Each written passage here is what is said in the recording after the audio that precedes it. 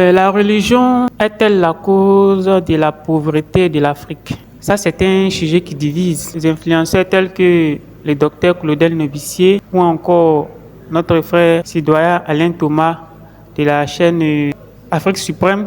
Les religions dites importées telles que l'islam et le christianisme seraient à l'origine des malheurs de l'Afrique. Ce sont des instruments de manipulation.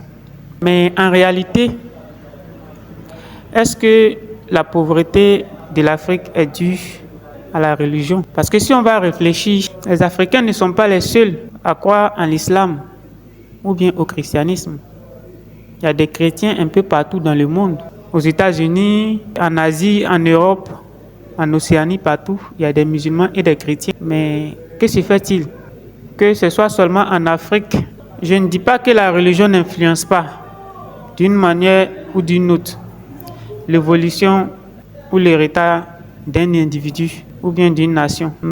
Moi, je dirais plus que c'est plutôt la mauvaise compréhension de la religion de l'Africain qui est la source de ses malheurs. Parce que malheureusement, si vous allez constater, l'Africain, lorsqu'il adhère à une chose, ou bien lorsqu'il comprend une chose, il le fait de manière exagérée. Il réfute aussi quelque chose, il le fait aussi de manière exagérée. Normalement, la religion, c'est un pont entre nous et l'invisible. Parce que quel que soit Alpha, que tu crois en Dieu ou non, l'être humain, dans sa vie, il a amené à s'interroger sur le but de son existence. Qu'est-ce qu'il fait sur la terre? Pourquoi la terre a été créée? Qu'est-ce qui va se passer après la mort? Surtout la vie après la mort. Il y a beaucoup d'interrogations que souvent c'est la religion qui arrive à nous donner des réponses un peu plus exactes.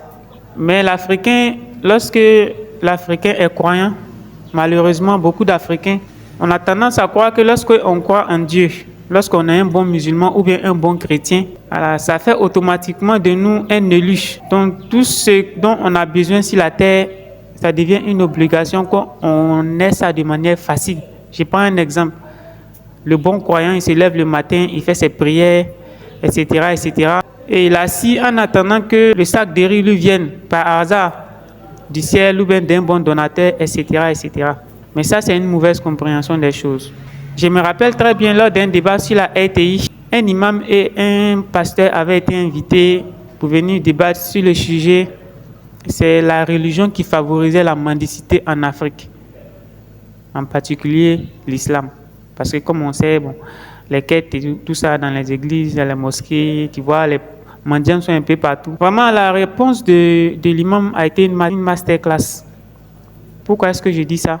Voilà ce que l'imam a répondu aux journalistes. Il lui a dit, c'est seulement chez nous en Afrique ici que les gens sont remplis autour des mosquées, en train de mendier. Il dit, lorsque tu vas en Europe ou bien ailleurs, au Canada, il dit récemment, lui, il a été au Canada, tu ne vas même pas voir un seul individu arrêté devant la mosquée en train d'étendre la main. Et c'est pareil pour tous les autres pays du monde.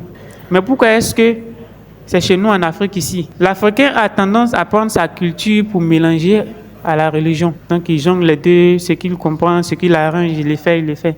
Et lorsque ça ne marche pas, lorsqu'il y a de mauvaises conséquences, on met le doute sur la religion.